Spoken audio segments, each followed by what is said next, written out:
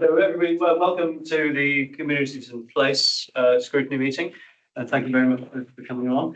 Item 1 on the agenda are apologies for absence. Do we have any apologies? Thank you. And item 2 are minutes from the previous meeting on the 25th of September. Can we agree those as a true and fair record? Have you really got any comments or questions? Agreed. Thank you. Item 3, disclosure of members' interest. Does anybody have any interest in disclose? And I don't think being a member of the leisure centre will preclude you. No, that's good.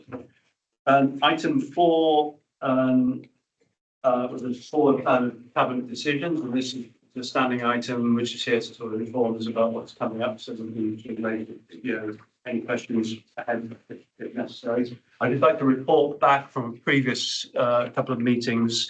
We had 2 meetings during the summer about highways, and the recommendations we made to the cabinets are being adopted, which is good news. There's actual money gone into the budget to clear water off our roads, which is doubly good news.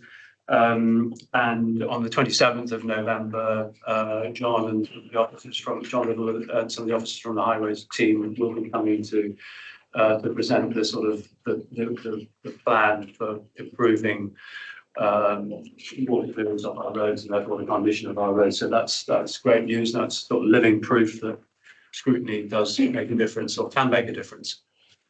Yeah, I just we all had an email from Councillor Flux, and I just think could about scrutiny. Yes. Rather than discuss it now, could we discuss that at the end? Yes, we can raise that. It's quite an interesting document, having sort of gone from one extreme, now we're going to another extreme. Yeah. And I just think we need to understand. It's a little bit late in the day. Okay, well, we'll put that on any other business and we'll have a bit of a chat about it then. Can we have it at the end of this meeting? Yes, and under any other business. Want to, we've got guests, I think, getting into some Okay. conversation about scrutiny rules and regulations. Yeah. Helpful. Thank you. Chair, just for information, that will be linked up with this issue tonight. For the conversation that you're going to have under any other business. Because I've got concerns about how it goes through cabinet and the timely way that it's looked at again and post scrutiny, with scrutiny. Yeah, we can have that. Yeah. Well, that's exactly the discussion that Andy was talking about. We'll have that under any other business. Yeah. I noticed that a report on the food and feed safety and standards service plan went to cabinet in September. Is that something that has been coming to us, to this committee? I think whether it has been in the past, requested in the past. Whether or not you refer things to scrutiny after it's been the cabinet, what sort of time to do that. If that's something you want to do, because there's a spot on the November agenda.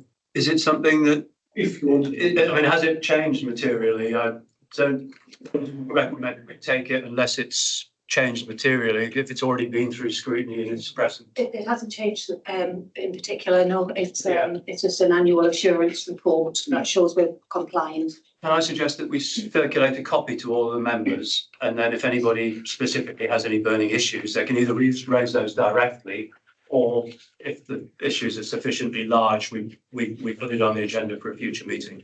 Is that okay, Nick? Yeah, the only thing that I thought might be worth following up on was one of our recommendations, I think, was that the administration pushes for food standards ratings to be displayed, for it to be compulsory that they are displayed. And I don't remember getting any feedback on that. I just wonder if maybe we should seek some. Is that something that we can get an answer to? We can follow that up with Darren Wilson, as head of service. Thanks. Yeah, brilliant. Good. And then the other thing I should report is that I went to the cabinet meeting that was discussing museums in Northumberland.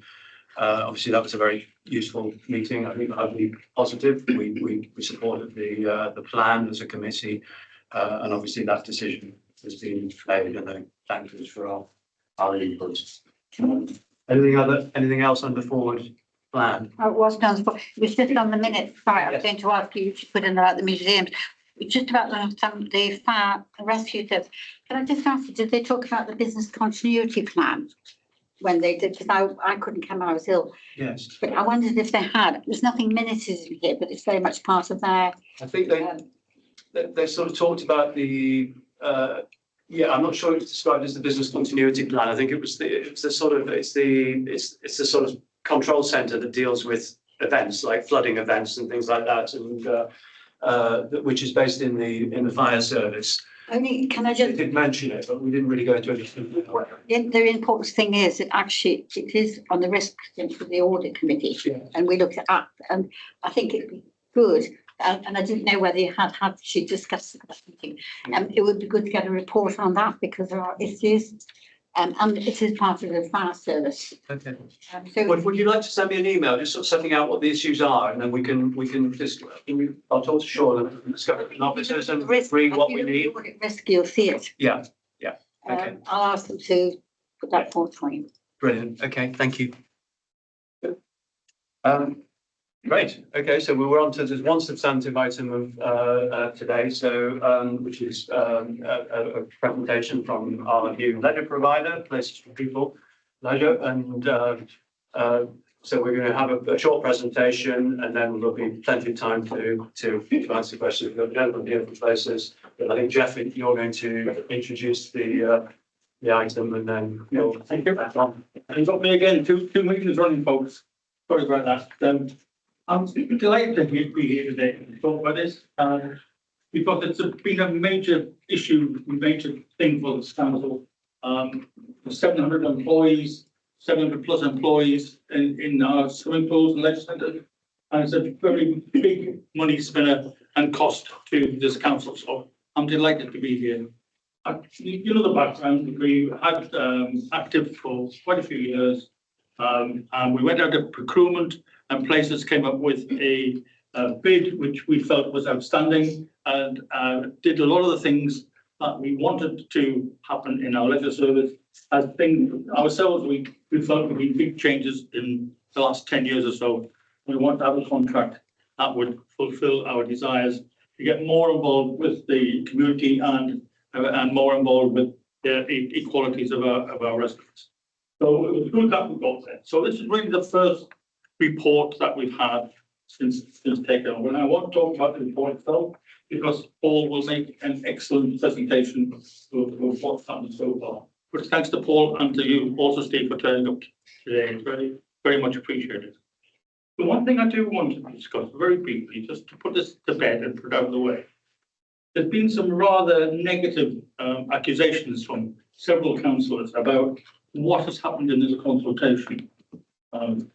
With rumours that making people redundant to improve their profits, which is so destructive to say that, because this company is a charity and doesn't make profits. It's a non-profit making company. And actually, when you see the figures I presented to you, you'll see it's been a very common sense, good approach. If you've got a setup in Northumberland and then a national company with its setup takes that over, there's bound to be duplication of effort.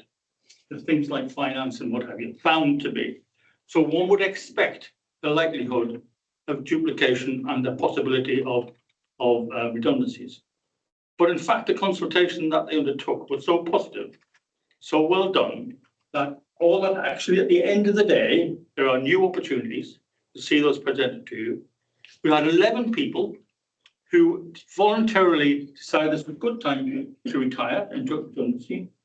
And they had only one compulsory redundancy out of 750 people.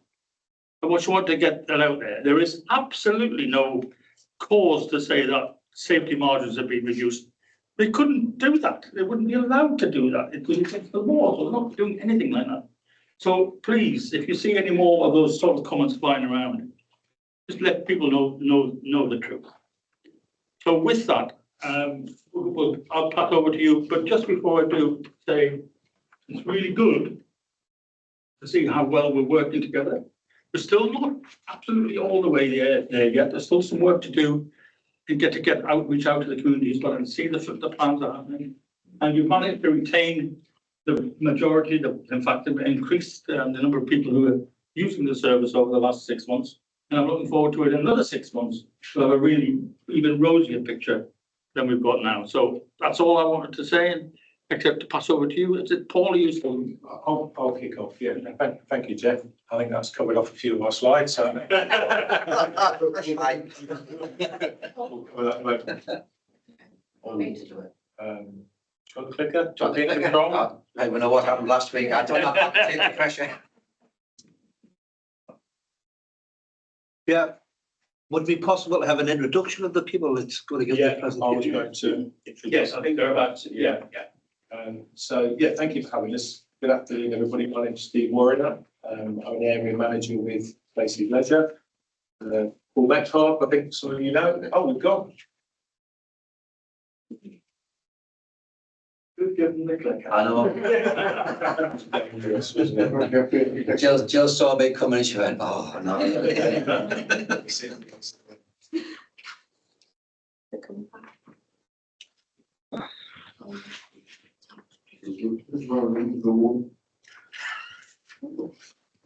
It's not the end of the world because we all have the slides in our packs, so let's just crack on. Yeah, if it comes back, that's fantastic.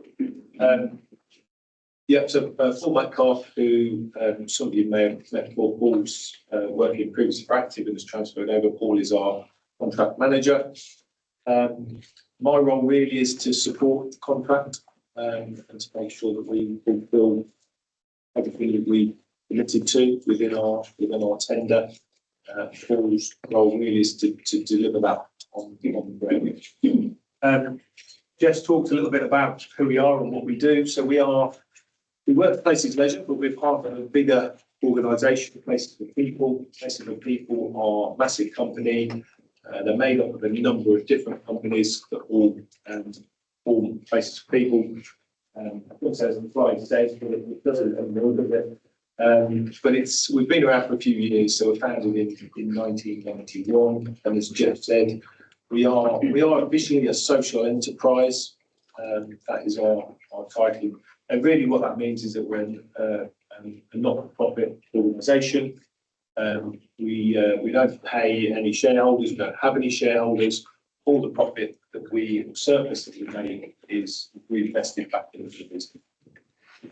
I was just seeing if it can get plugged in, as we did on Friday, to project onto the screen. I think it would be good if it can be displayed. Absolutely. I think you've probably seen that there's a few stats in there which I'll put in now, but we currently work with 36 local authority partners, manage just over 100 leisure centres.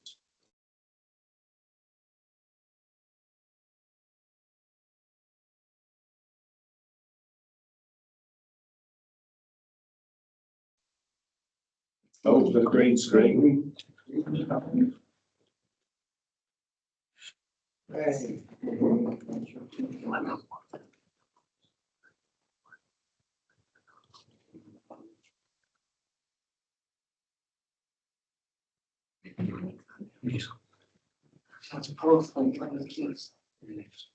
I'll just keep talking to your statement on it. Yeah, okay.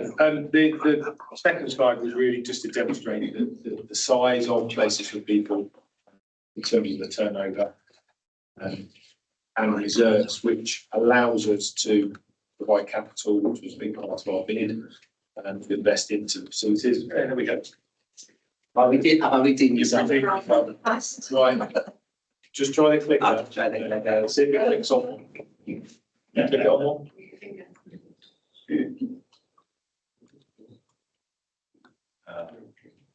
Press the button. Press the button. You had it the other day, didn't you? I think we're going to be next slide, please.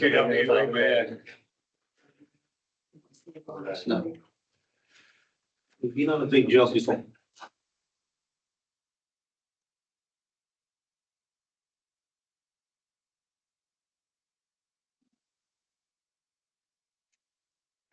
While they're working on that, the final point on that second slide was really around the social value that the company generates, and that's really one of our key metrics is the amount of social value that we can generate. 272 million last year.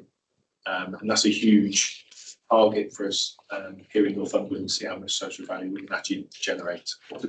Things. What's social value to me? It's benefit to the local community. It's measured.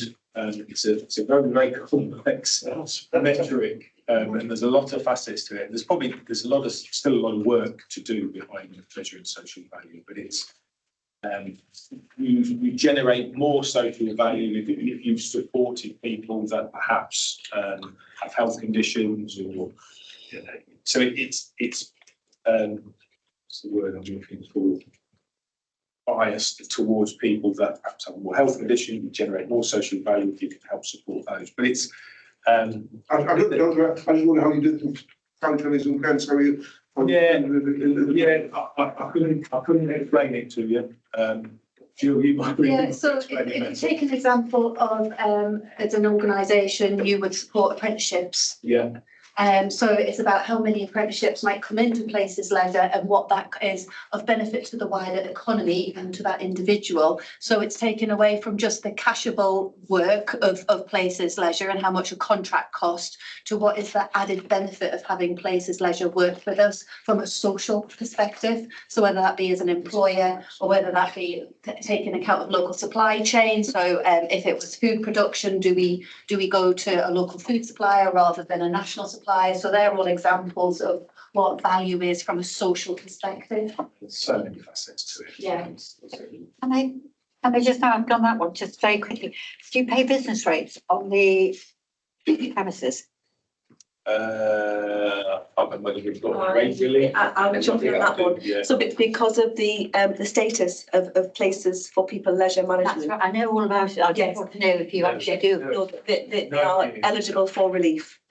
So you don't. No, I thought I wanted to know, thank you. And this is really just talking to our whole ethos about being one of our taglines in one community. It's all about what we can do within the four walls of the leisure centre, but way beyond that, out into the community. How we can get out into the community and tackle those inequalities. Just a few examples of some of the stuff that we've done.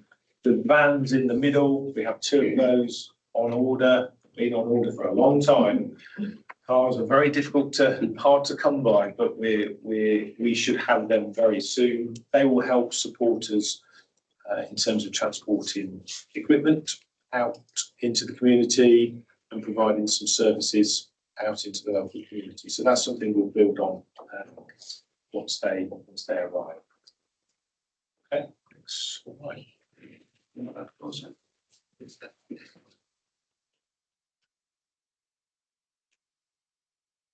Do more? Yeah. So I was probably here, as you said, with Steve, not as in this time last year, but earlier in the year. So I can come with a real perspective as to what places will deliver and the difference that they're making compared with where Active was. I haven't been rolled out for this, I will hasten to add. I firmly believe in what we've achieved in the first 6 months has been absolutely phenomenal. Because of the scale of the transition and the scale of change and the work that's happening to change. So for me, just a little bit of an overview as to what we've achieved within the first 6 months. I think the big thing is that all of our staff are paid minimum wage from the 5th of April. So all the staff are paid a minimum of £12 an hour. With the changes with the real living wage, and we also then got a pay rise so that we kept the bands appropriate at the same time. Those pay rises raised between 5 and 7% across the whole of the workforce. Our pay date changed, so our pay date with that month was the 15th of the month, and we knew straight away through the manager's letter that our pay date was going to change to the 28th of the month. So through consultations with our teams and staff, with the wider leisure team from places realised that there was going to be a problem, and everybody got paid a week's wage. And that was free money. We haven't had to pay it back. So it allowed everybody just to bridge that gap to manage the pay without everybody being in detriment. We offer free family membership. So ourselves, our spouses, and we have up to 4 kids there who get free family membership to access the facilities. We have a health cashback plan, and that's worth up to about £500 a year for anybody who needs dental expenses, opticians expenses, consultants fees. We can claim that back through the plan. We have a reward scheme, and Steve, this is where Steve comes into his own. So we have rewards where we get discounted vouchers for Costa and other healthy options, because Jill's in the room. And Steve's already got up to £1,500 worth of savings on there, but his dad and joke is it's got to meet £5,000 to save us £1,500, but at least it's there. All our colleagues are eligible for a bonus moving forward, so assuming that we hit all of our KPIs, all our indicators, all our staff engagements, there's an opportunity for all staff to receive a bonus at the end of the year. We've all got the opportunity to develop as people managers, so there's a flight plan development programme where anybody can enter at any stage, depending upon where you are. So from new managers coming into the business, potential managers, all the way up to senior executive. Sorry, I think that's my laptop telling us I've got something to authorise. There's the opportunity for development, and across the whole of the Places Leisure, we have 5,000 LinkedIn learning licenses. So anybody can learn at any time, get a licence, anything from a 10-minute course all the way up to 5-6 hours courses with the exams at the end of it. So there's a real thirst for development and for staff development. We also recognise our staff. We've got a management reward scheme. So as a manager, I can send a gift to any member of staff up to the value of £10 just to say thank you for doing something over and above what we expect in normal day-to-day business. I can send recognition cards. We'll go on to the restructure. We've got new staff starting new roles on Monday as a result of the organisational change that we've gone through. I've spent this morning sending 40 cards wishing everybody good luck in your new job. It's just a little bit nice to touch and sending an email saying that you've come through this and you start on Monday. It's more of a personal touch. We can nominate people for star awards. We've got long service awards. I bore everybody with this because I've just missed out on 35 years. But when I get my 40-year service, Places will recognise it's 40 years, and then I might retire. Again, what? And we've just launched Career Compass. So because we're now part of a much bigger group, and for me, this is where it's the security. So the security of being involved in the bigger group with the bigger reserves and the profit that they can make. It's not about the profit, but it's the security. So I can now map out my career as can my son, who's just started working with us as well. So he started to work as in the F&B offering. He can now start to map where he wants to go, is to be duty manager, supervisor, general manager, or he might then choose to go to a path within the whole company. So if he then decides he wants to do an apprenticeship, he's got the opportunity to apply for an apprenticeship as a trade. So there are a whole raft of options, and what that does is allow you to map what qualifications you need, what support you need, what personal development's there for you as well. Communication, very quickly about communication. We have our customer promises, our people promises, which are the values that we try and manage to and work with. We've got something called Viva Engage, which is our own internal social media platform where we promote what we've done well, what works, what doesn't work as well. What we do as a contract in Northumberland is show off everything that's great in Northumberland. And again, everybody takes a mick out of me because I'm not a social media person, but I'm very vocal on that. Colleague voice. So we've got a representative group now where we consult with representatives of our own workforce through what we call the colleague voice. So there are 14 members of the team who sit on there, and they all form part of consultation processes. We've gone through manager induction events and people management events. Innovation, we've gone through a digital transformation exercise. We've tried to put an improved customer journey and to make it easier for customers to access facilities. We launched our GP referral app, and we launched the GP scheme, which we'll come on to in a minute. And we've also placed orders for Costa Power to Serve, which will form part of the branding moving forward as part of the care offer. In terms of our customers, we've got customer promises. We've got concessionary pricing introduced as part of the contract, so 50% pricing for a lot of the hard-to-reach groups. We've done a full rebrand, plan investments and other communities I'll come on to in a little bit more detail.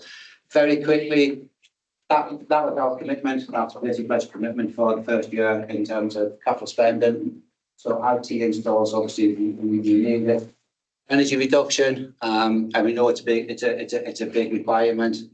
We put over £1 million worth of energy reduction. We put 29,000 in the market and fitness refurbishments, which started at the back end of last week. So we're upgrading 4 gyms within the next 4 months. So they've started. We've talked about Costa.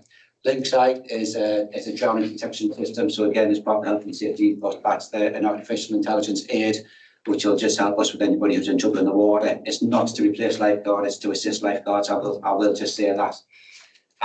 Software, we are looking at refurbishing software at Prudhoe, which is now complete, and on Teeland. So Clinton Climbs upon Teeland, Willowburn software, and then just other capital investments. So just under £5 million in year one. Energy induction, what that means. So we're installing LED lights at Blythe, Ashton, Willowburn and Concordia. Some of those are stalled just because of massive issues around the electrics, and there's an issue with Blythe. Replacement solar panels are going into Concordia. We're currently scoping out putting new panels on at Newbiggin. LED lights are went to complete. Solar panels at Ashton, I think, is at the planning stage or planning preview stage, trying to understand whether or not we're really planning to put the solar panels on there. The CHP at Wentworth to replace the gas boiler power system will be installed in February. And a pool water recovery system at Wentworth, Willowburn and Prudhoe. And again, that means that we're not sending treated water to waste, as we can recirculate that water. So again, there's an energy efficiency saving there. Invest to improve schemes, gym refurbishments, Willowburn, Ashton, Prudhoe and Concordia. Software technical currently in the planning and design phase. We've done a squash court refurbishment at Concordia. Cost of serve machines are ordered, but unfortunately aren't going to arrive until January. We're looking at putting pooling vehicles in at mostly sites, and link site we've currently undertaken and I think have completed the site surveys. That's just a very quick graphic to show what a new equipment will look like, because it's a different provider, with different equipment coming in.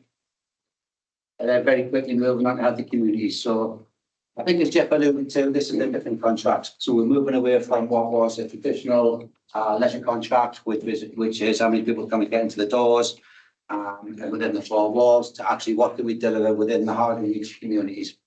We know that this is all, this contract is all around how can we assist the council and other partners to manage and reduce health inequalities within the county.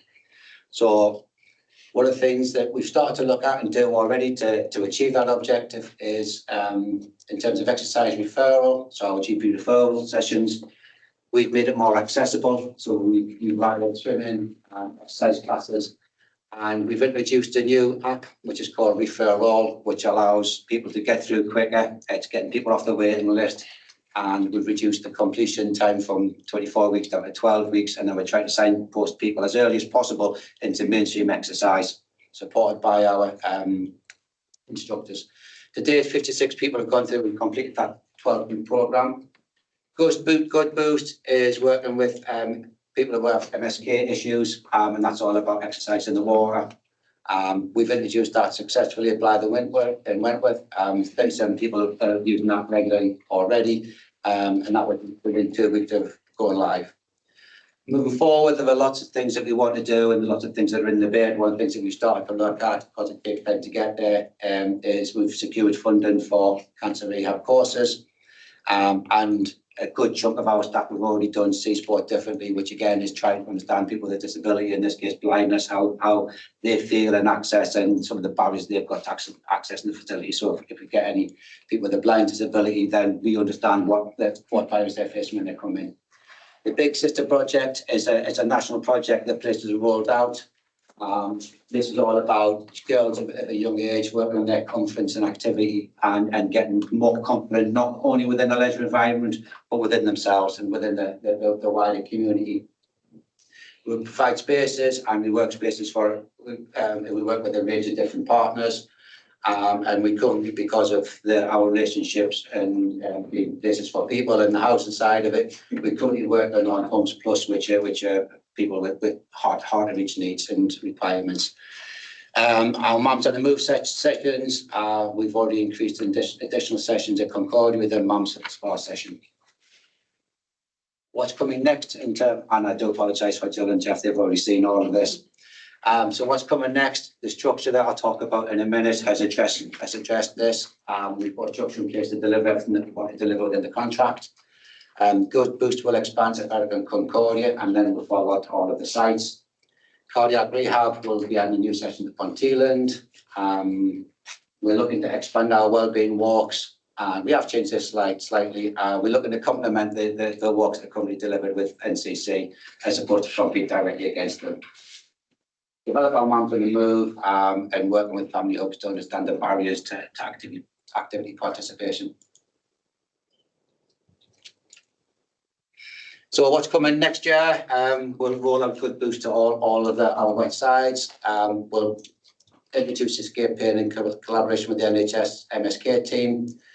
Move to the menopause courses will be delivered right from the county. We're already starting to identify the courses that our staff are going to go on to achieve their qualification to deliver that.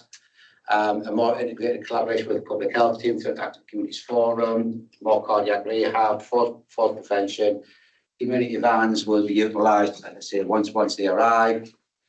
And it goes on really in terms of what we're hoping to achieve. In terms of where we are, and the order of these might differ slightly, because what I didn't realise on this presentation, it took us to a live database, which I've been running all the way, and I couldn't get out of it. So these are now just screenshots, so they might differ slightly as well. So our current membership base is standing at the end of September was 32,146 members.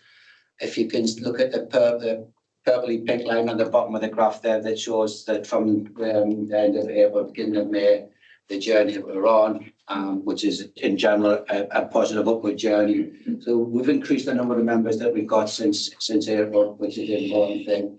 I think it's important to remember that when one company changes from another, we have to notify our members of the changes, and what you always do is you wake up what they call sleeping people. So there was about 2,000 people who cancelled the direct debit prior to ourselves as places coming in. But we're just about recovering that. So we're not very far away from the position where we were this time last year, taking into account we've got 3,000 members. Our membership growth from beginning of the year has grown by 1,232 members in that time frame, which is a year-to-date growth of just under 4%. And our usage, and these are just baseline figures that we're using for this year. So this year is very much a baseline so that our systems and our processes can be fully embedded, so that we're not comparing apples with pears from information that this committee might have received last year, because things are recorded in a different way. So we can say that Morpeth's the best used leisure centre at the minute, followed by Concordia and Ashton. And in terms of usage by activity, the big three: gym, swimming, and exercise workouts. Again, in terms of growth, without going into a lot of detail there, what we showed is that we've grown from quarter one to quarter two. Some of that might be because quarter two contained 6 weeks of summer. But what we'll hopefully report on this time next year is a comparative year in terms of benchmarking. And more importantly, when we had a look at this in August, our Club Live database, which is our membership database, shows that actually it's a percentage of membership. So in terms of the indices of multiple deprivation, we've got there about 8% of our members within the lower IMD range.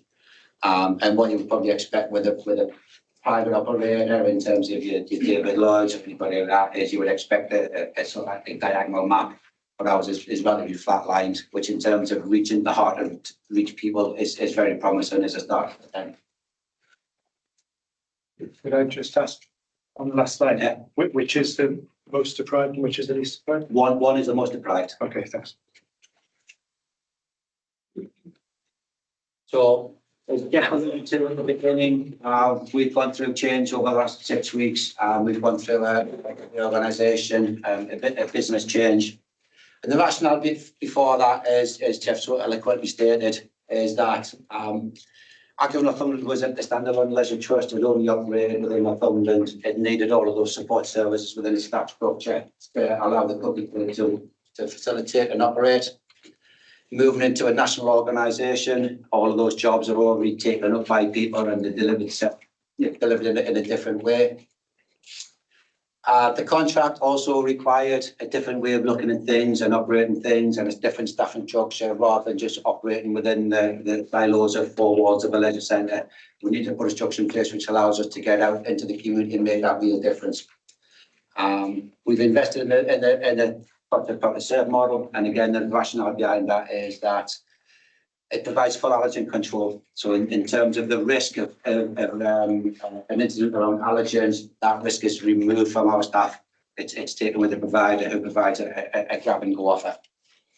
We're also looking at providing dedicated teams at sites to help drive performance and efficiency. And a dedicated facility team also reduces the travel between sites. We've completed the consultation and we launched our new structure on Monday. And I think it's important, and we've had 4 roadshows with our colleagues last week where we've gone through and talked around this. I think as a result of, and Jeff's alluded to, is there's talk about new structures and there's talk about redundancies and reductions in hours. What we've actually done is created 43 new roles through doing this. And within that, without talking to them, the roles are on there. There are roles from general managers to fitness manager to the new healthy community roles and 7 technical roles, which will allow us to move away from the support from the council and the property services to our full responsibilities for maintaining the buildings. There were 18 colleagues in central support who delivered the roles that we mentioned earlier for marketing and finance. All of those people that were in the central support roles have been provided with suitable alternative employment within their contracts, which is really positive. And more importantly, all of the people who have been involved in the consultation have retained their active terms and conditions, which are slightly better and slightly enhanced than the place's terms and conditions. So anybody who's undertaken a new role as a result of this has retained their holidays, their sick pay allowance, all in terms and conditions, which, as I say, are more favourable. And Steve was going to very quickly bring up there the social value dashboard. So very quickly, without going into the levels of detail around how we've derived at that, our contract will deliver £25 million worth of social value per year. And at the minute, we're delivering 56% of the target after 6 months. So we're ahead of schedule to deliver over and above 25 million. And I think the company, and you can correct us, Steve, I think the whole Places for People social value target is £300 million. So if we're going to deliver 25 to 30 million pound, not only as part of Places for Leisure, but as part of Places for People, this contract is extremely important on delivering social value to the community, to the residents, but also to the wider company. Can I just ask, sorry to point, are those KPIs set by government? There's no KPI set by government. The social value KPIs based on selected filters. The KPI, where we've got the filters, it's what we measure the KPI in terms of.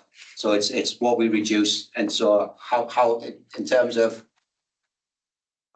Jill's going to help us out here. We'll come back to it. It's all right, don't worry. Part of the tendering exercise, one of our weighted evaluation questions was about contribution towards social value and our expectations as a local authority, and Places surpassed our original expectations. So that KPI. So, not government ones. That's fine. So the higher it is, the better. Absolutely, yes, that's So I think Jill mentioned before that the social value can be mentioned in terms of the number of apprentices that we do, the number of work experience that we've got. At the minute, we haven't measured that yet. So we're all over and above our target purely based upon the health impact. So we're exceeding on health impact. And then when we start to pull all of our other measures together, this will only grow. maybe on this very subject, some of us are possibly having difficulty equating the financial value to a social value. I mean, I understand the social value, there are no deltas at all. We put a pounds rating against it. I wonder. No. There's national formulas Is there really? for how to create that Okay. cost. So if you take, for example, if someone is working through an exercise program and they've got diagnosed Parkinson's or something like that, and if their Parkinson's is declining, they are not necessarily economically active because they're not working. Through being able to be more physically active, that individual is able to manage their well-being more. They are more likely to remain in the workplace, or they might also be less likely to need painkillers. So the cost saving to the NHS is actually that there is less medication cost because someone is more physically active, and that is a social value which we can create monetary value against. So if you were comparing it in different areas, it would be apples with apples. Yes. Yeah, absolutely. So there is a national formula that we can share around how it gets created. Simon's not convinced, all right. So. So service plan for next year, how are we going to deal with this? We're currently working with Karen and the team. We'll agree a dashboard of KPIs. We're looking to make that a great dashboard, which is why when I've changed the slides, because of what Tim's doing, that live dashboard. The KPIs will provide intelligence and insights in the year one operation. So this year is all about setting the baseline. That baseline will start to feed through into the draft service plan, which will deliver the SEC priorities as per the operating contract. The intelligence that we give from year one will also drive our capital expenditure from year two and beyond. So we look to see where we need to put some investments to drive participation. So next stage is there's a partnership service plan workshop to discuss the draft service plan. That's end of January. Yeah. That draft service plan will then go to this committee for review and comment, and then this committee will then get the opportunity for final sign off. And I'm not going to talk to that one, but I'm not sure you can see what okay. Sorry, it's making longer. No, that's fine. Thank you very much, Paul. Thanks, Steve. And thanks, Jeff. Jill, Karen, do you want to sort of add anything from effectively a client? How's it gone? Jump in at this point.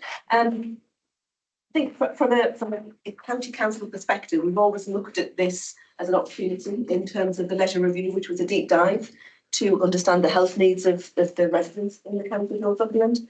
Health activities is completed to shape the specification and in turn shape the contract and the terms and conditions in terms of the leisure services which are provided by Places Leisure at the Northumberland County Council. So really, we've taken that opportunity with both hands to deliver something which really is going to meet the needs of our residents and promote healthy outcomes, provide change to lifestyles and to tackle the corporate agenda for NCC in terms of tackling inequalities. And the leisure contract is a significant tool to be used in achieving that. So in terms of our partnership, it very much is between NCC and Places Leisure.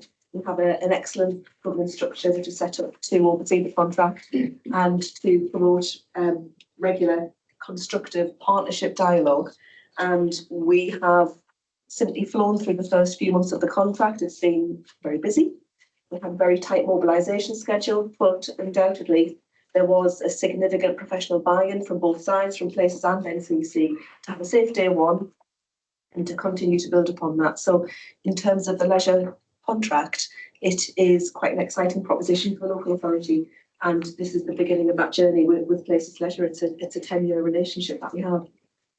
Just to add on to that, from I suppose a strategic perspective, the fact that we've got tackling inequalities at its core is really quite innovative. From, as you said, moving from a traditional leisure centre contract to actually this about being the well-being of our residents is a fundamental shift. But the market was really competitive because of the interest we had in our specification. So we had 6 tenders coming through, which by all accounts is pretty big news, because not often all of the big companies do show interest. So it was tough competition, and places absolutely excel because of the wider social opportunities that they bring as a large company. But coming in and understanding Northumberland, which is why for the first 6 months it wasn't a quick shift of a workforce restructure. It was understanding the contract and understanding us, what's working really well, and then how do we adapt, because it's a 10-year relationship and it feels like a partnership, I think, is the important piece. Absolutely. And I think just to add on to what Jill said, actually, in terms of the specification, which is quite different, groundbreaking, it's a complete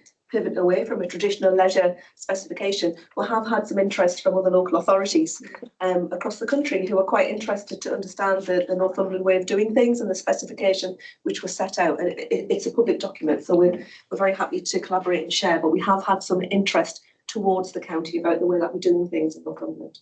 And we tender obviously all over the country. Sometimes you come across a park that just fits with your report. I think that was the case here.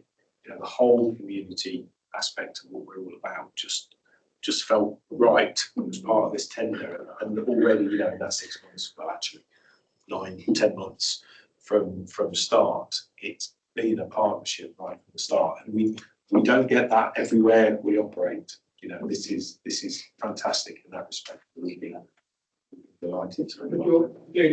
You played your part in that, very much so, and coming in from places you listened and talked. You didn't come in and It's a two-way thing, isn't it? You've been a good relationship right at the beginning. And of course, I don't know whether everybody understands, but when active ceased to be, every one of the staff that was passed over to places. So there was all the staff were the same people who've been here for long. Like Paul, you've been here for how long? 20 years? 35. Some people say forever, but It feels like good so, time. you know, that was a really. Everybody seems to be very, when you go, what I do, surprise visits, which I do all the time. You don't see any moaning and grumbling, and they would to us, not to you perhaps, but they would to us. And they don't. Great. Okay, well, thank you. We'll open it up to questions. So Gordon first. Yes, and this is on this point, and actually, I'm very well aware is from the fact I don't get any complaints worth speaking on because it's not working badly. And I'm interested in how the concept and the shift change and what you're trying to do, which is public well-being, healthy lifestyle and stuff. One little thing I asked, I'm noting a change in the management structure. Who do I go as elected member and a member of the public has a particular problem that they feel isn't being absolutely dealt with by management the way they would wish? I'll give you the one example, and this is not a general principle. Somebody thought the water was too cold in the bath. Right? Okay, now what am I supposed to do about that? Who would I go to in specific case? Is there a general manager that I should go to, or is it a local manager I should go to? Paul, I know you're going to say there is, but actually, in the first place, going to say council should come to me. Right. Because I'm the person where if I don't want 67 councillors, let's be honest, contacting the general manager because it'd be duplicating. So first should be to me, and I'll pass it to the appropriate. Right. I'll second that. And we do, Paul, do we not? We do, yes. And obviously, Jeff, you would usually reach out to me as well in terms of any issues. Yeah. You know, my role as head of community services is to look after the leisure contract, and obviously one nice week. What the public wish to do is something, maybe their own, for councillors, that is the right route. Right, so what I don't do is go down all over and find a manager there somewhere and say, hey, well, I've never known you. That's really good to hear. Thank No you. problem. Good, thank you. Anne wants to come in I on just that want point. to come back because I made 2 complaints, which I sent actually to you, Jeff. And I got a response straight away because it was about discrimination. However, I never got a response for the next one. I did email again to Jeff, but I still never got a response. And that was about, I'm not going into that because I've got various things working. That was about Predio closure and the lack of customer sort of relations, telling people what was happening, communications basically. But I did that, but I never got a response at all. So I sent it back saying, sorry, after 3 weeks, no response. They weren't very happy, but anyway, that was that. So we just got on with it. But well, they just got on with it. Just if I just go on, Gordon, are you going to ask any more? No, that was it. That was All right. Well, that's now I've got this is whatever. Just very quickly, we've got Predio Pool, and we've also got Hexham. pool. And I was chair of leisure and tourism when we developed Hexham Pool, and it is absolutely fabulous. It works all the time. You can't get any swimming lanes. It is booked.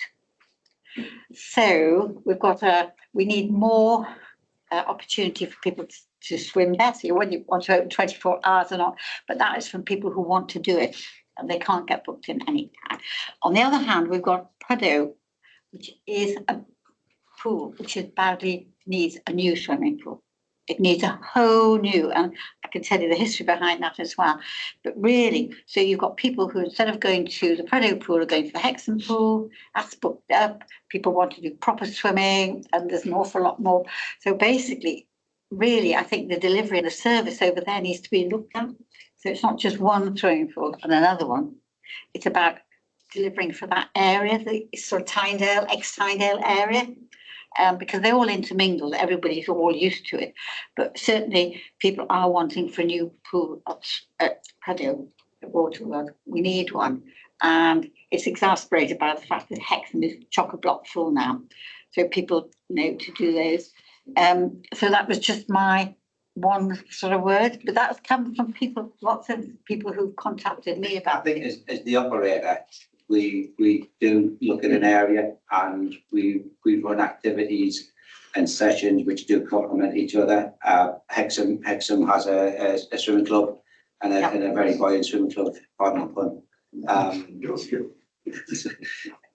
And has a lot of lane swimming. Prado complements it because it's got the waves and the fun time activities. So the two different pools. So we try and market it and we try and program a session so that there are two separate opportunities to go for two different demographics or user groups. And we also use Ponteland in the mix there as well now. So Ponteland has the best of both. So Ponteland's got the splash pad and the play activities and the traditional pool. So we do try and have a complementary activity of programs. We're just losing quite a lot of people's schools to concert. And also to the new swimming bar just across next door.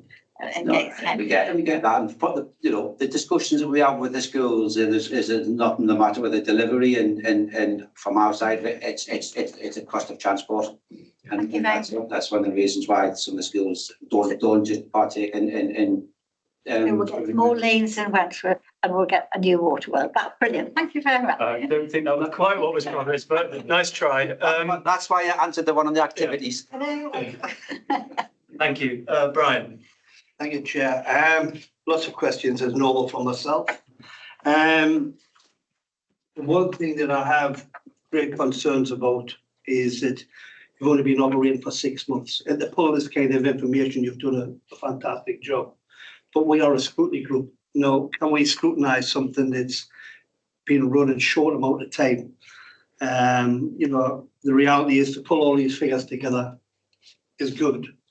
But I think like your colleague said before, it's seasonal also about the usage of the organisation.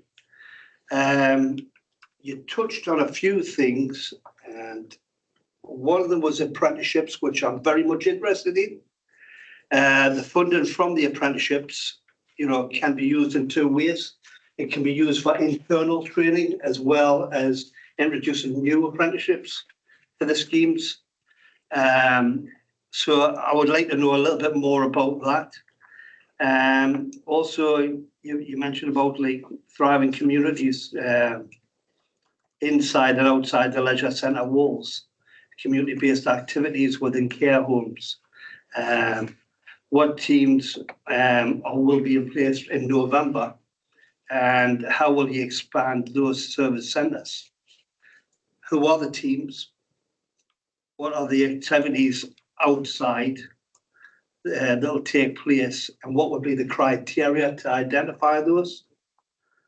Another thing was I looked at the graphs for memberships. Ashington's +1, and I was just, Berwick's -27. What processes are you going to put in place to approve that? And another concern of the graph was the capital breakdown for year one. Newbegin seems to be very low down there on the market value. There's a few things in there. Right, so four things: apprenticeships, community teams, Ashington membership number, capital breakdown. So can you just sort of give a flavour on those? So, I think on the, I'll go in reverse with what I remember. In terms of the capital, I mean, that was year one. So that's what we highlighted in year one in terms of where we felt the best use of capital was. We've already identified things that we perhaps will do differently, and we're constantly reviewing that. We were talking about this earlier on about actually just having a review meeting in the next couple of weeks to think about, right, what have we already planned in from a capital expenditure point of view, and most of that is around the gym refurbishments and some of the energy saving initiatives. But there's a few sites where we'd thought we might put all inflatables that actually we might decide not to, and use that money to fund something somewhere else. So we'll do that review in the next 2 or 3 weeks and think about whether there's something at New Biggin that might be worth considering. So yeah, it's never a set in stone. It's a plan. In the nicest possible way is we as a scrutiny group can only scrutinise what's in front of us. Absolutely. And not get it in your Yeah. future thought process. Yeah.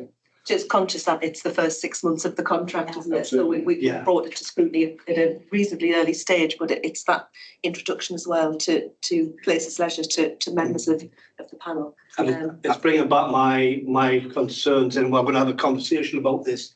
It's bringing things to scrutiny possibly too early. Whether it's come from cabinet or urban decisions, it's just that we want to approve. We're not there to knock down.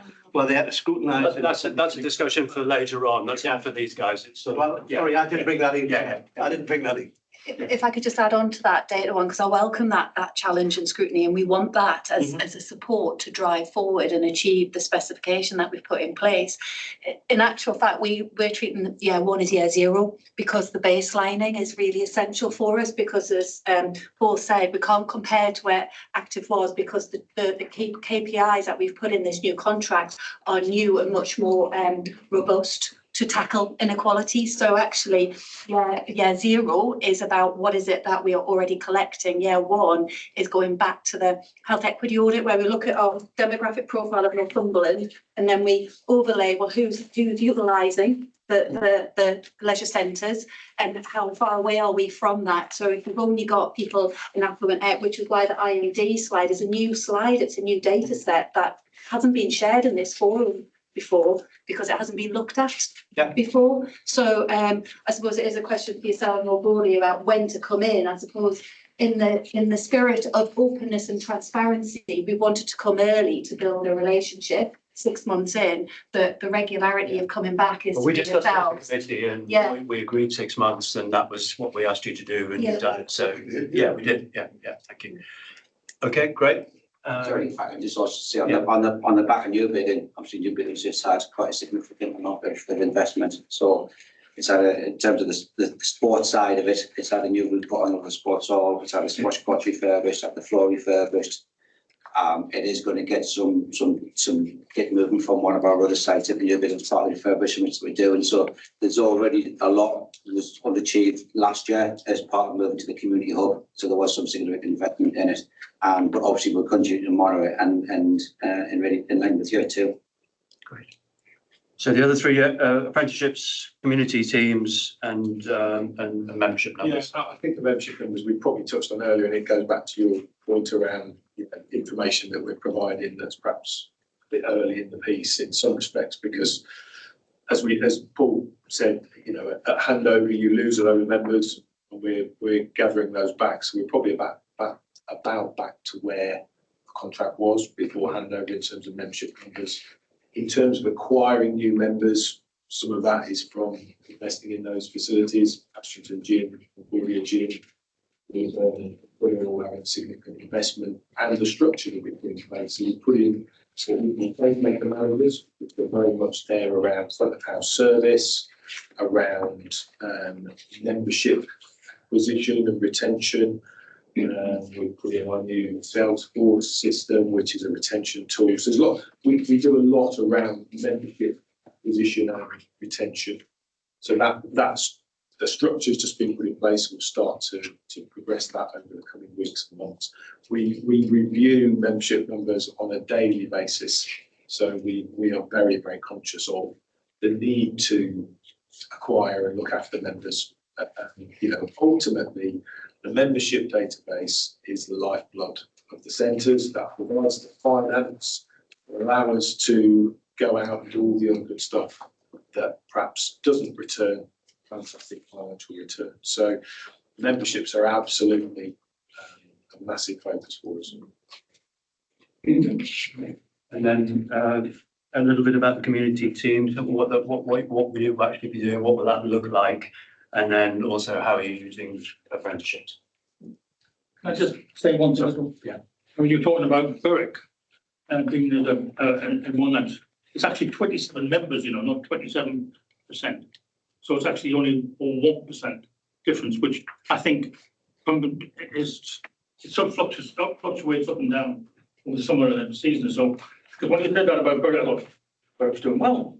It is doing well. So that remember, it's only 27 people you're talking about, 1%. Stimulates a conversation. Well, a 1% differential is neither here nor there.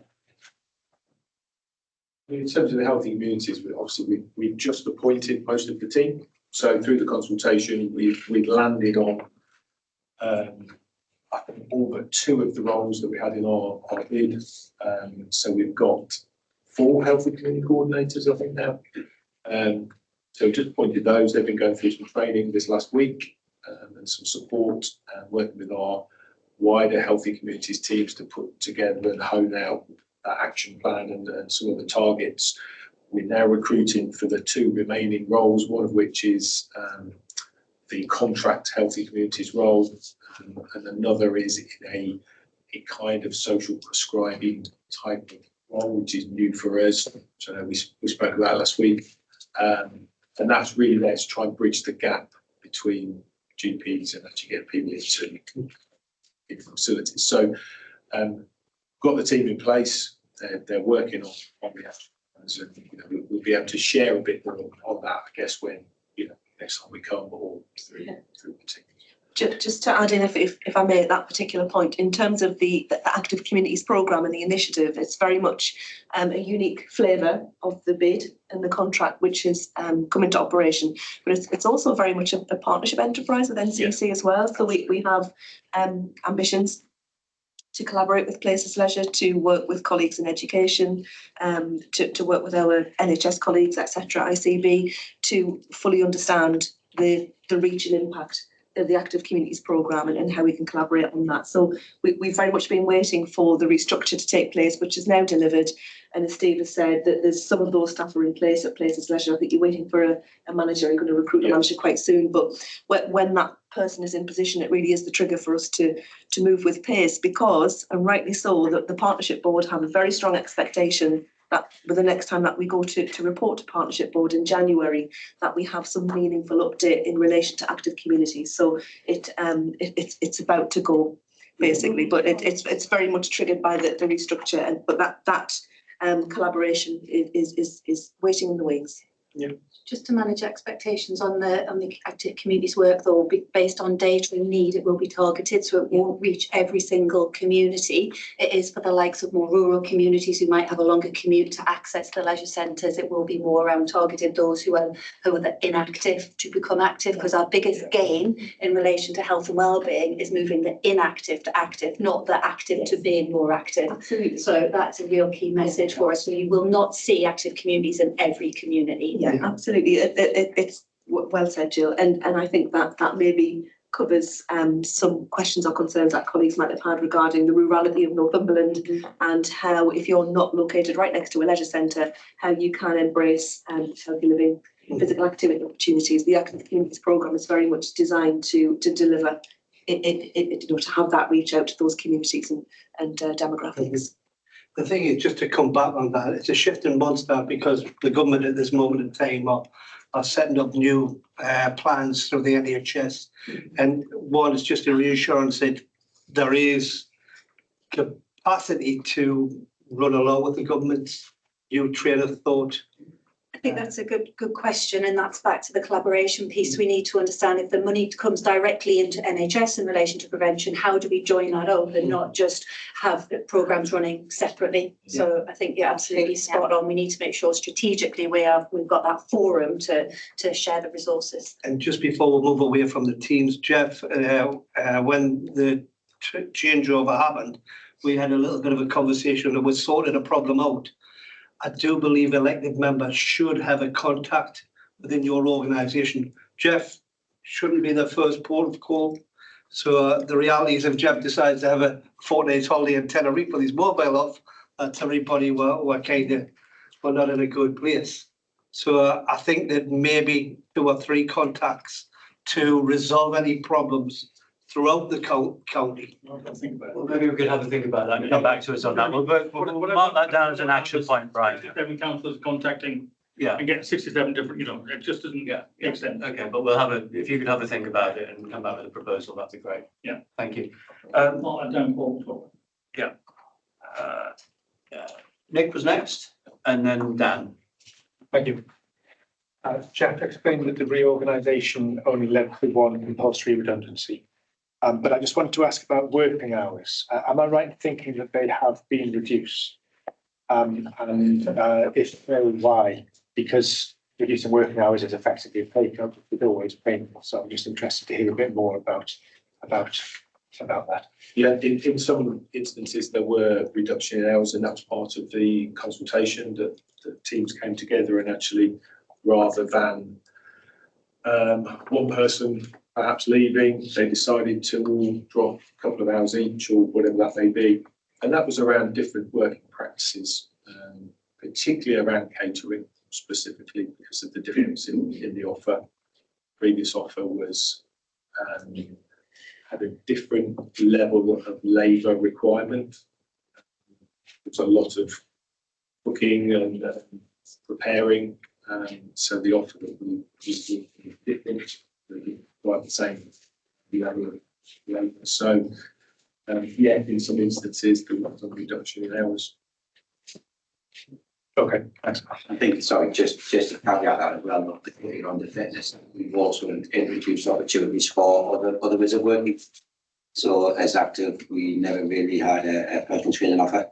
So what we've done is where on the shop floor where 1 or 2 colleagues have reduced hours, we've allowed them to do PT. So they can do as many hours as they want with a PT model.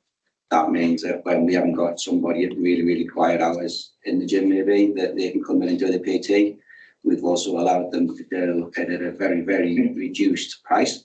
The places model is £35 per hour for a PT session. Anybody who's been affected or lost hours through the consultation process, will allow them to do it £25. They get paid more per hour than what they do for working on the gym floor, and they've got the opportunity to make more as well. So it's not all the fact that people have lost hours. We look to redeploy them, train them to other roles as well, or ultimately just deliver the model slightly different.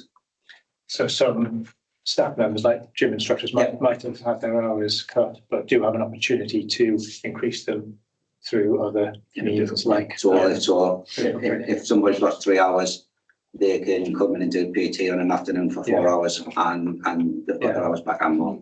And was the reason for reduction hours amongst gym staff the same as for the catering staff? Was actually to avoid job losses?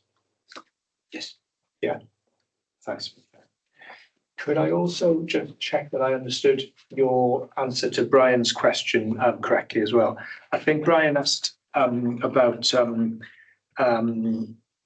poor growth at Newbig and Ashington. And also on the next page, the bar chart shows that the Ashington usage has dropped. I'm not actually quite sure by how much, but I think you explained this.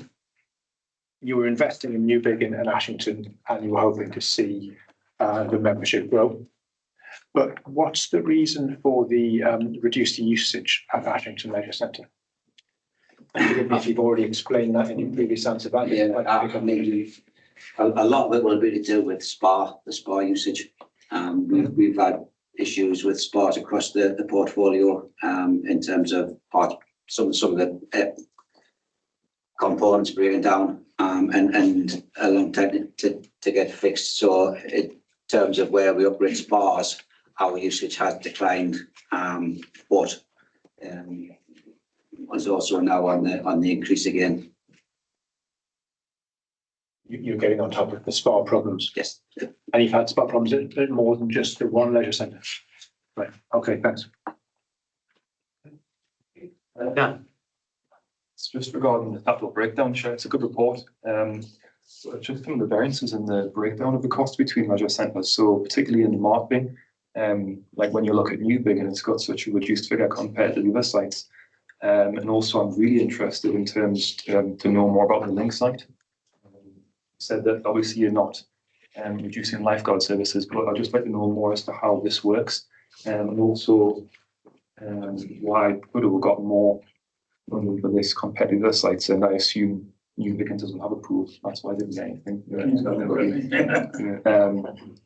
But yeah, just a bit more as to the link site. I'm very interested to know how this works. Yeah. In more detail. Yeah, I mean, without going into loads of detail, fundamentally, the lifeguard wears a watch. There's overhead cameras that have got a system behind it. It's all down to artificial intelligence, but it tracks swimmer behaviour and it modifies that.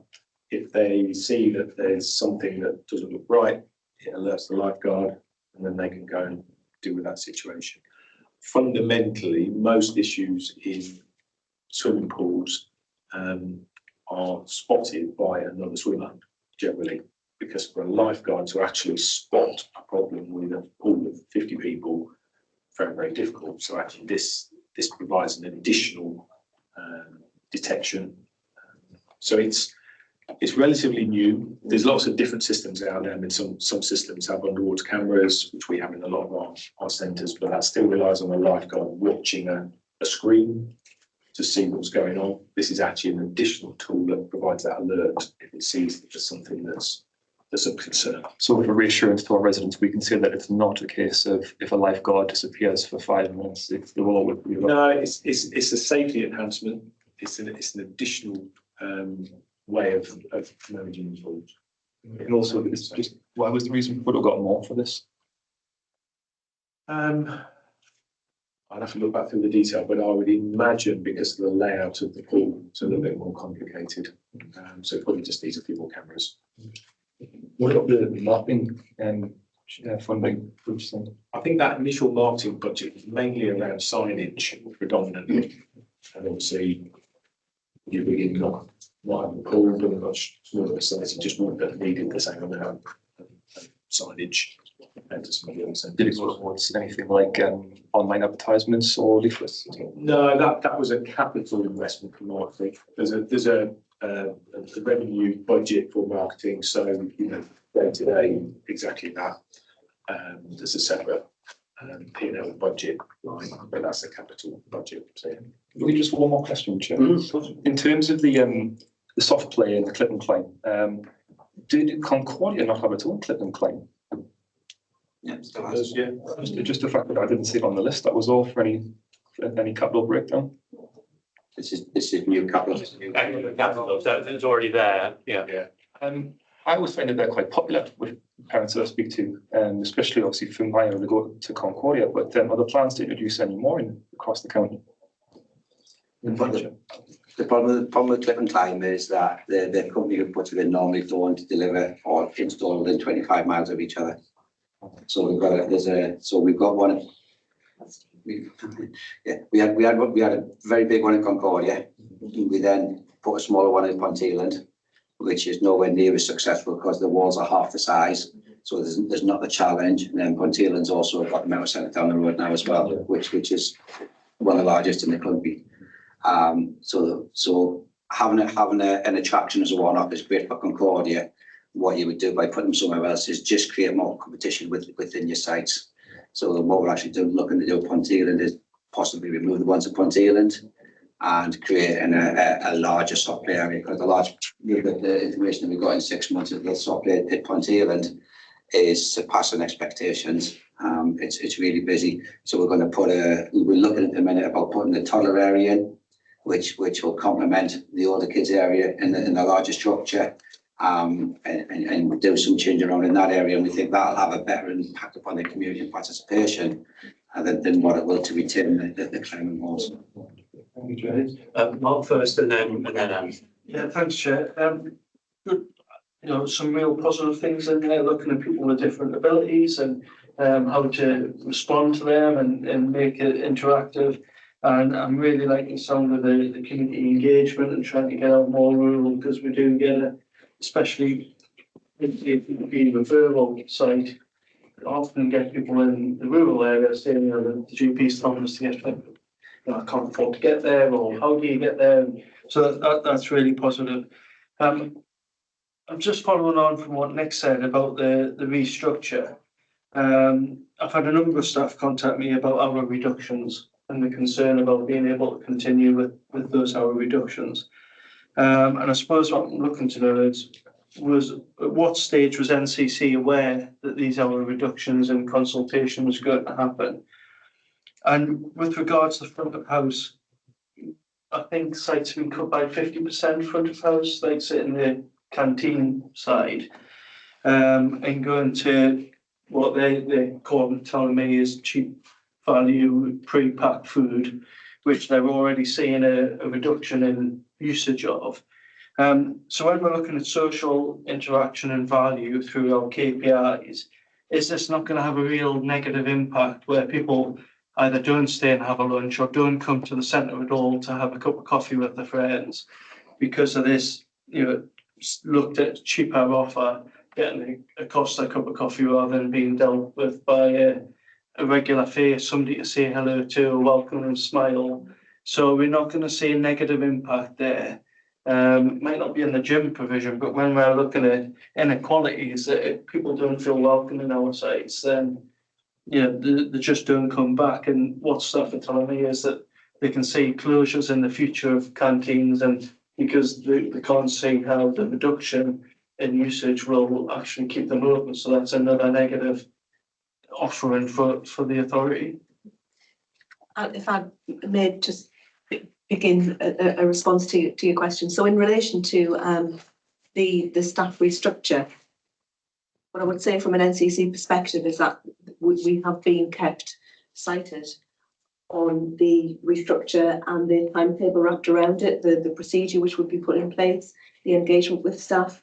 We were satisfied, more than satisfied, in terms of the transparency and openness and the opportunities that were presented to all of the staff who were affected to have that one-to-one consultation, to have information and insight. It is unsurprising that a new leisure contract is awarded and changes need to be made to shape the structure from one organisation to another in order to have the best possible fit to deliver the best possible outcomes for the local authority and for residents.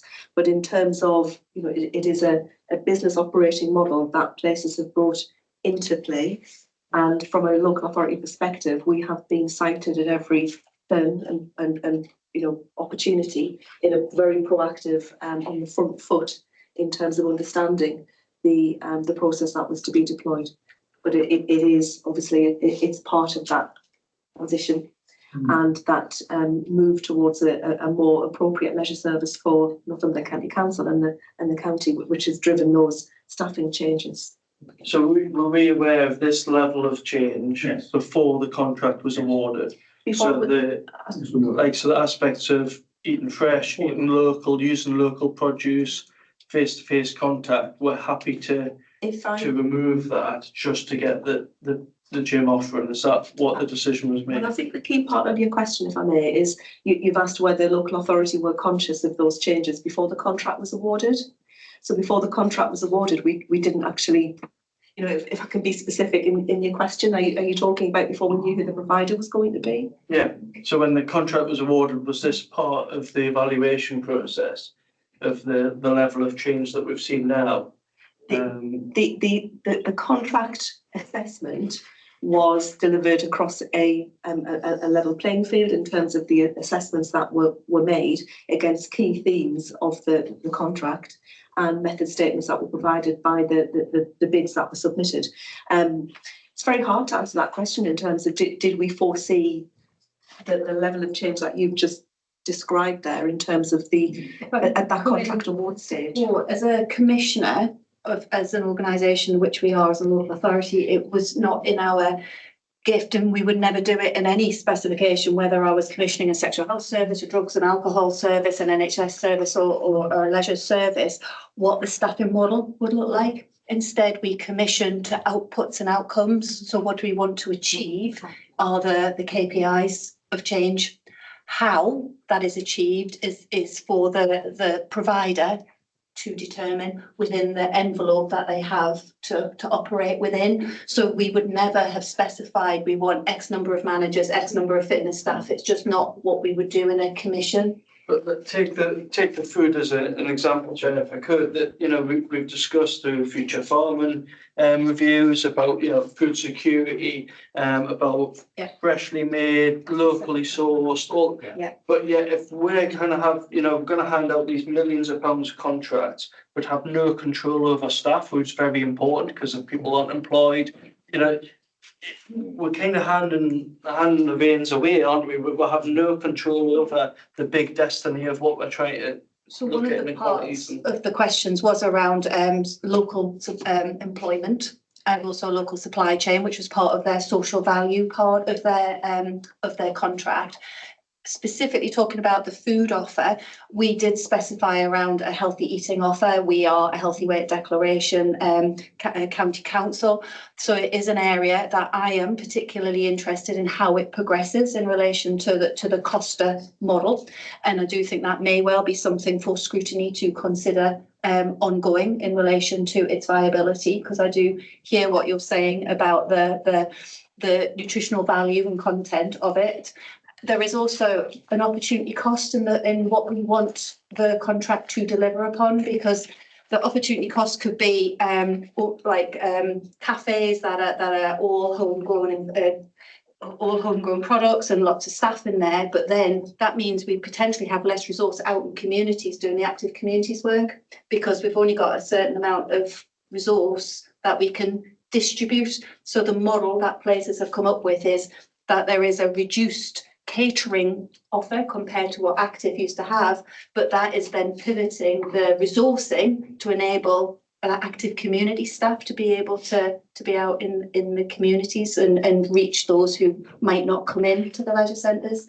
So there's not a perfect thing. The last thing I ate in the Wentworth was pizza and chips, and that wasn't particularly healthy. But it was a good pizza. It was good, yeah. If I can just chip in a little bit as well. In basic terms, control of the staff and how they organise the staff is their bailiwick. Yeah. Not ours. That's basic terms. However, we were consulted before the consultation. I was part of the consultation. They told us what they're going to consult on. They asked us for our opinions. We contributed to it, and then they went out and did it. They didn't have to do any of that. They could have just gone and done what they wanted, but they didn't. Can we just talk to Mark's point about the sort of the front-facing staff? So putting aside because I understand a lot of the reduction in staff numbers has been supplemented by increases in other areas, but has been greatest in the catering area. But what about the sort of when you walk through the door, somebody sitting at the desk or somebody being around to help you work out which piece of gym equipment? I've never been in a gym, so I don't know. I did play football.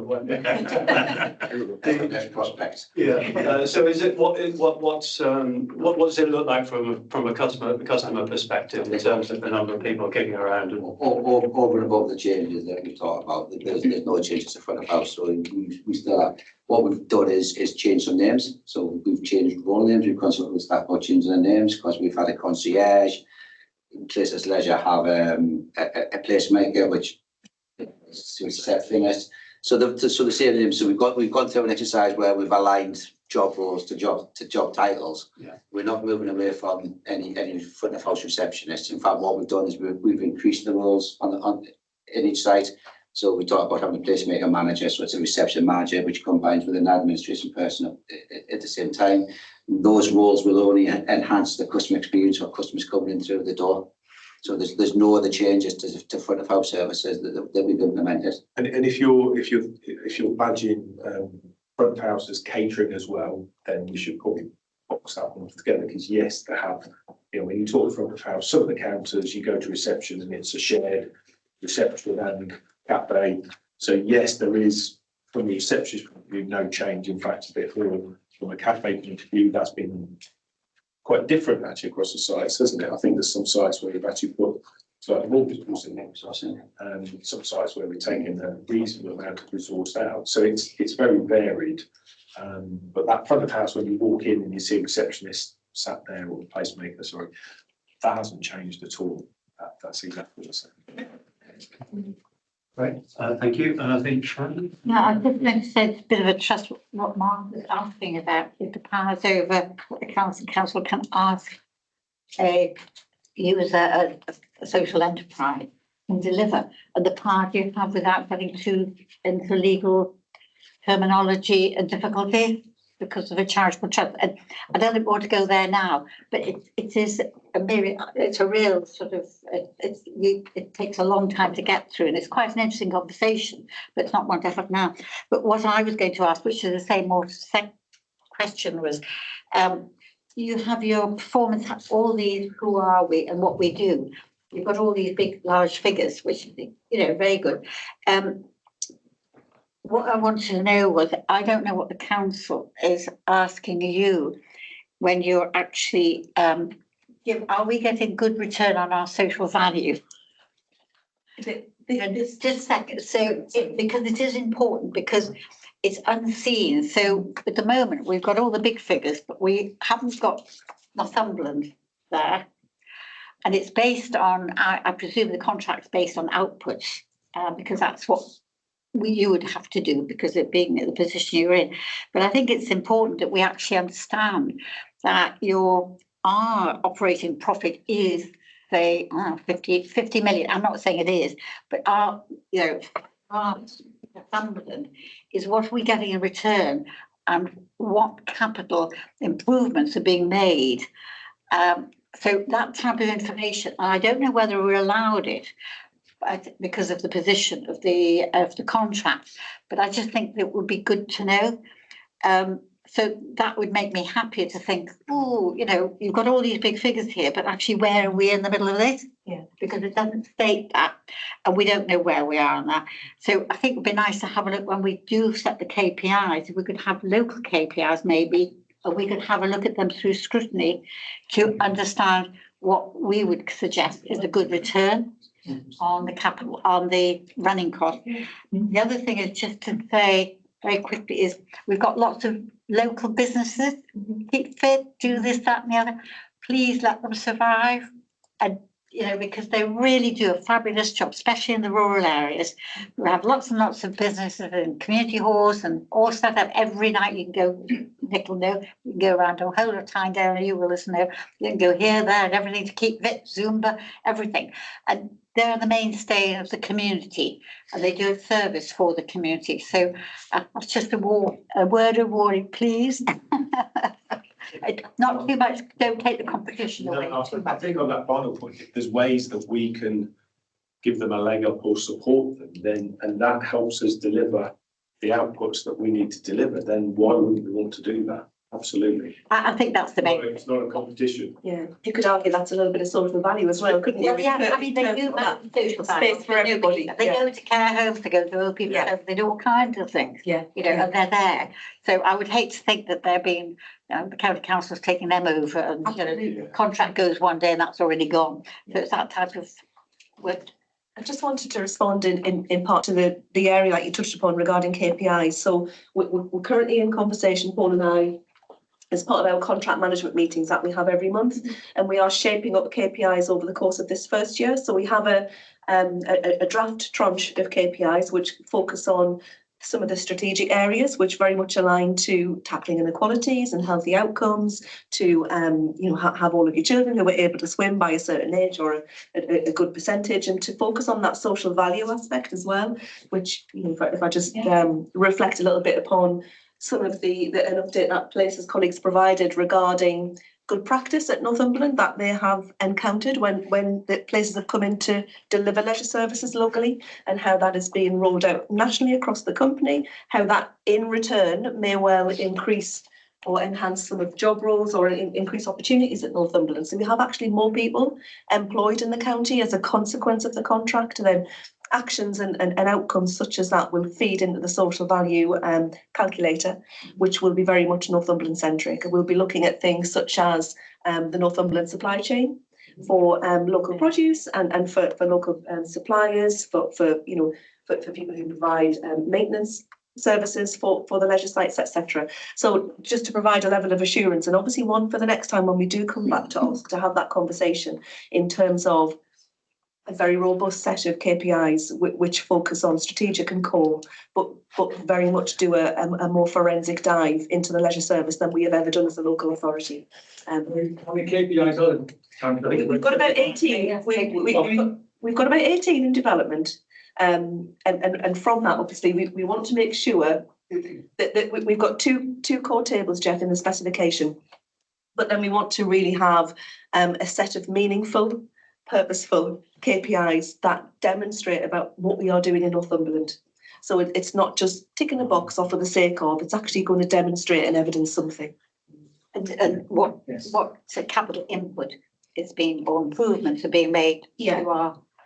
In relation, if I talk about the KPIs again to pick up on that, then there is a KPI which will look at value for money, which is driven out of the contract. A very, very loose way to describe it, I accept that, but there is an acknowledgement in the KPIs that we look at the financial sustainability, the value that as a local authority we're going to drive out of the contract. Thank you. Great, thank you. And then I think final question to Nick. Thank you. It was just a couple of quick questions actually about the energy efficiency investments. One question was about the combined heat and power system at Wentworth. Is that going to be a biomass powered? No. What's it going to be powered by? Gas. Okay, so it's just taking out an ordinary gas boiler that produces hot water and is putting in a CHP, a gas powered CHP plant that produces electricity and hot water. Yeah. Okay. Is it going to be more efficient than the current gas boiler? Yeah. Yeah. Okay. Thanks. And the other question was about the pool water recovery systems that are going in at 3 leisure centres. Are they pool water heat recovery systems that are saving heat, preventing the loss of heat, or are they preventing the loss of water? No, Both. heat as well. I understand. Saving water and saving heat. Yes. Yeah. Right. Thanks. Great. Excellent. Well, on that note, thank you very much. It's been to all of you. It's been really very interesting, and it sounds like people are very positive about it. And we look forward to hearing more at some point in the future, whatever that is. But thank you. We've got a couple more items on the agenda, but you're welcome to go now. You don't want to stay for a philosophical debate. Sorry. Thank you, Jack. The best thing is you. Yeah. Thank you, Jack. That's I don't think so. Thank you.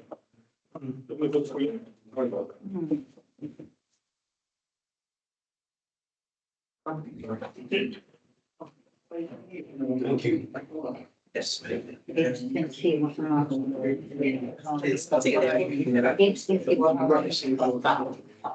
be hard to say.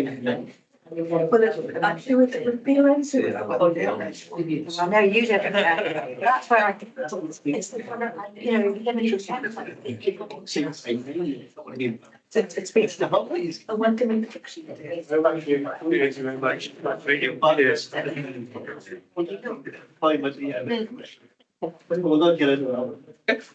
Is that one for next time? Bye then. I'm glad I know I told you to go and you pick it for a spin. That's always. Thanks, Karen. Bye. Right. So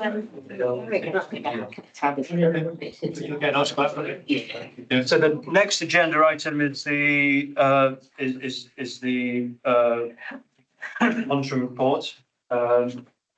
Is there anything you want to? Just a couple of changes on the work programme. 27th of November, this is for social housing. That will now be part of an overall housing policy document, which is still being put together.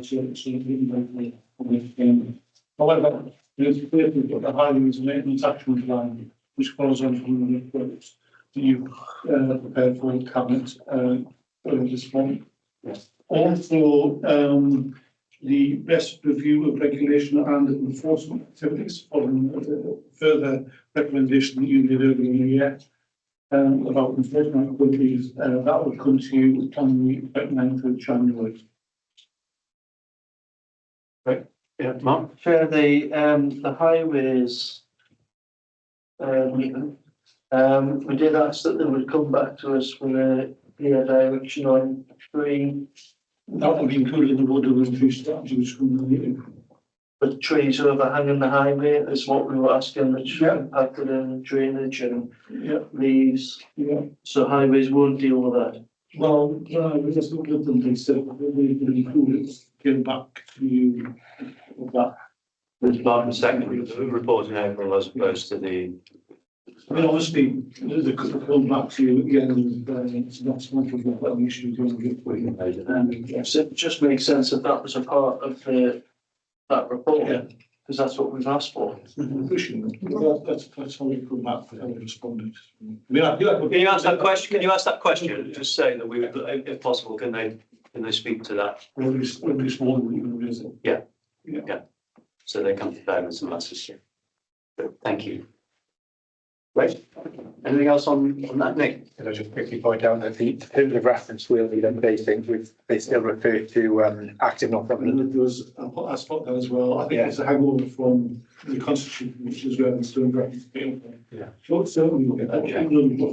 We updated terms of reference and account anything in May, didn't we? Yeah. And did this get missed? I'm to be honest with you, I did pick it up as a potential. Probably. Yeah. I guess There's a reference to Northumberland tourism as well, which needs to be changed to visit Northumberland. Thanks. Thank you. And then under urgent business, let's just have a quick discussion about scrutiny. I think, do you want to, and you raised it, do you want to go first? Just to do with actually looking at got this email, and I think going back, let's just want some clarification, because going back, we have this thing that we weren't meant to have pre-scrutiny, okay? And that was besides it, I objected actually, and I think you did, and I think Eileen Cardy did, and we said that very clearly in meeting. And then we emailed the other day. Now I do know that peer review has been in, I do know that obviously quite a lot of people raised various questions about that and everything else, but we have got, which we've missed out, but is this the cabinet decision making? And whether we should be looking at pre-scrutiny or cabinet decision before they go to cabinet. And this clearly is a new paper saying basically we should be, or we can do what we want. And obviously, I presume everybody's had this, right? Yes. Yeah. So it says provide purposeful challenge and act as a critical friend to the cabinet and service performance to help sound decision making. Yeah. Right. That sound decision making is actually pre-scrutiny, because we should be looking at the policies there or agreement they're making. And if we think there's something that should be looked at, we should be calling a meeting in and having a quick and look at it, because that's pre-decision. That is not to say that there shouldn't be a call in if anybody wants to have a call in. Yes. I think from what I know, the last call in we had was the NHS. When you call that in? I didn't try. He heard the meeting. And you need to withdraw that. No, but you were there. The meeting I was I had to chair the. You had to chair it. it. Shouldn't have been chaired by me. It should have gone back to cabinet, but don't poke the beast down. No, Thinking that's what's just happened now, the museum thing, because It is. So can I just give a little bit of background then, as I understand it? So after the Cala review, one of the things that was highlighted in the Cala review was that scrutiny didn't really work very well in this council. And I think that's a reasonable assessment. So there was then a series of meetings to which all councillors were invited. And there was sort of some consultants who were doing a review of part of that work stream was to do with scrutiny, and there was some organisation from London, and there were some external lawyers and so on, and we were all invited, and there was reasonable turnout. I think there was 400 or 500 calls. Some of them were about scrutiny, some of them were about sort of general sort of governance issues and things like that. But it formed part of a review, and there were reports, and there were changes to the constitution made on the back of it. And I think 2 of the sessions at least had a lot to do with scrutiny. So all members were, and there was a pretty good representation across the sort of political spread at those meetings. And I think the conclusion of those reviews was that this council relied too much on pre-scrutiny. Pre-scrutiny, having sat in the cabinet, as Jeff has, pre-scrutiny relied. You basically, there would be a scrutiny meeting the day before a cabinet meeting, a policy or a project or whatever the decision was about has been worked on for many months. Officers have put a lot of hard work into it, and then the pre-scrutiny was frankly worthless. It never really changed anything. It was pointless. At that point, the decision has been made. We have a democratic system. A party gets elected to make the decisions and run the councils, and that changes every now and again. And the scrutiny is to. So I personally agreed with the recommendations of that review, which was to do less pre-scrutiny. Not say that we can't do it, and we did it with the museum service. But I would hate for this committee to be sitting going through anything that goes to cabinet that forms part of the terms of reference, because I think it would be an utter waste of our time.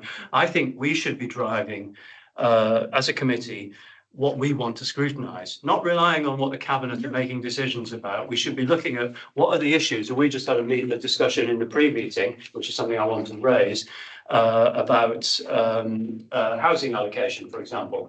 That's an issue that's raising its head in my ward. I know it raises its head in other people's wards. And that's something I would personally like to add to the agenda. I should have raised it in the last point, actually. But I think the wording. So the point is that what we're trying to do is move towards a more balanced system where we're not pre-scrutinising everything pointlessly.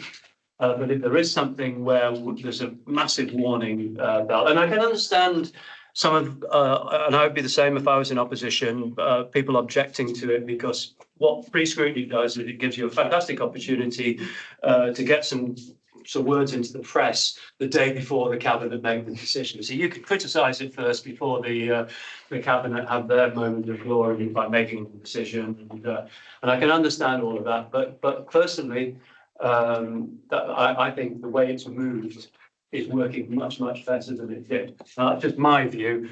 Brian's going to give me a completely different view. Can I just, sorry. And then Jeff. Just the report that is actually demonstrates, it's what the report says, it's not what I'm saying. Yeah, it was just an email from Barry just trying to clarify what I think what he's saying is you can still do pre-scrutiny, but still we are trying to move away from it. What I'm trying to say is that we're looking at, and this is why we're going earlier on to what the decisions are going to be made in the cabinet, right? Yeah. So we should, if we look at ours and see what comes under this scrutiny committee, if we think there is something that we would like to look at before a decision is taken.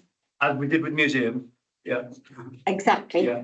But which is fine. The highways wasn't, that was a different thing. Yeah. We should call it in, and not call it in, but we should ask have a for it look to come to scrutiny.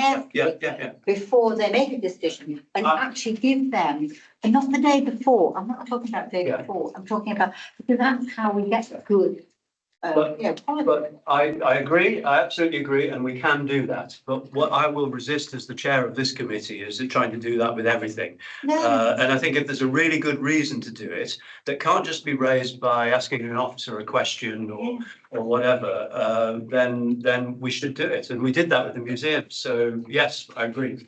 We're on the same page. Brian. Thank you, Chair. I've had a couple of conversations with Sean about the pre and the post scrutiny. Yeah. And I agree with the chair. It depends on what subject comes to our committee. Our committee is titled scrutiny, and it's to ask questions, not to try and play the game up. It's to make sure that a policy comes through our Northumberland area that benefits the residents of the whole of Yarraville. Yeah.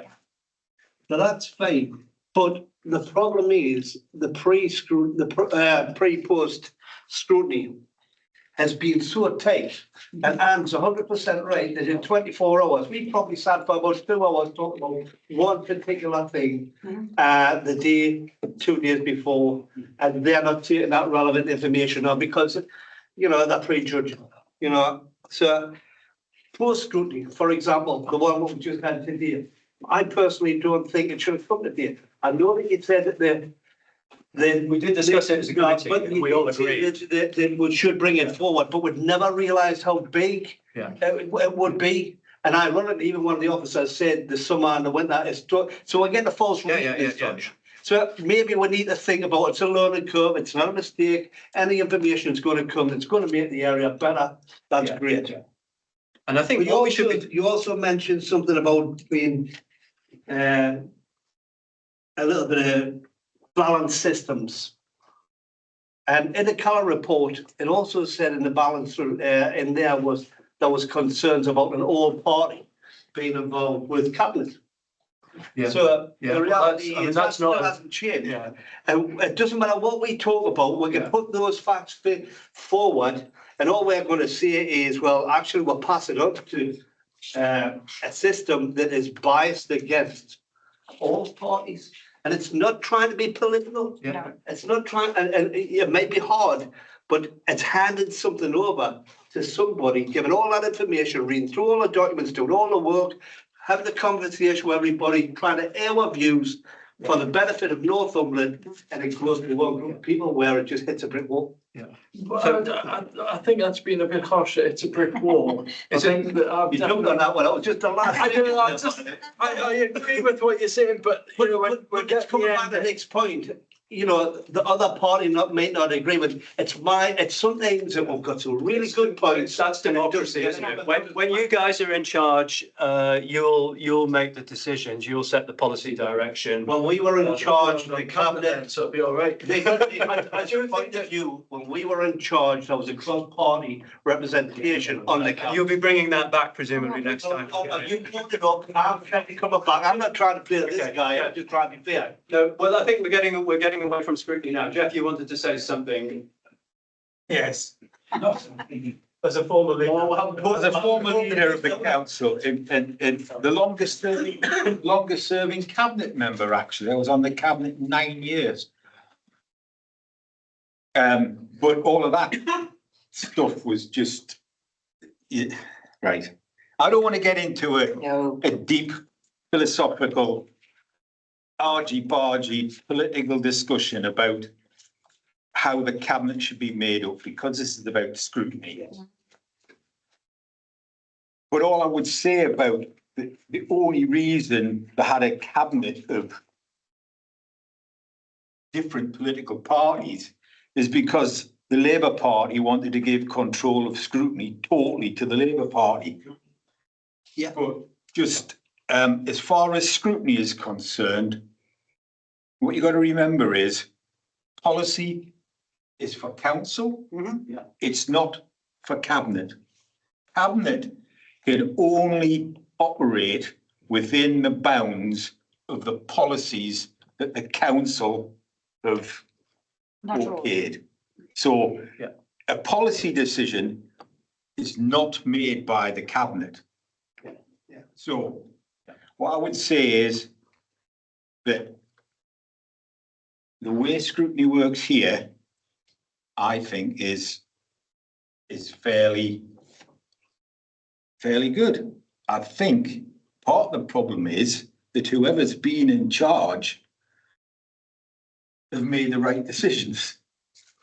So there hasn't been a massive disaster that scrutiny can say, if you'd only asked us first, because most of the people, most of the decisions the cabinet made since 2008 have been right and proper and have turned out to be the best for Northumberland, has it? Well, I think the other point I'd make about this particular And I don't committee, think calling stuff in, yeah, to have that as a benchmark of how many times the things been called in is no measure at all. No. Because calling things in for calling things in sake is ridiculous. So I'm quite happy. What scrutiny should actually do though, and I think we tried this with the tree and the tree policy, is when officers start to construct those things, it should come to whichever scrutiny is first. And you can then set out what we think should be in there. It's just far too late the day before the cabinet sends it to council for council to either accept it or not. So there should be, scrutiny should have far more input at the beginning of decisions. I call that pre-scrutiny. No, it's not. Pre-scrutiny, it's earlier pre-scrutiny, but It's creating the. it's at the point where the policy is being formulated as opposed to the decision being made. After that point, when cabinet make a decision about something, that's when you start scrutinising it, because I just always used to think pre-scrutiny was like letting the cabinet off. Yeah. The cabinet should not be looking at something that scrutiny's done. Well, what's the point of having cabinet? Because scrutiny made the decision. This is about scrutinising the decisions that the cabinet have made that are within the policy that the council set. And I agree with that. And I, all of these people that have come here and taught us how to run a council need to look back to 2008 and see that in the 15 years we've been here, we haven't actually made all that many mistakes.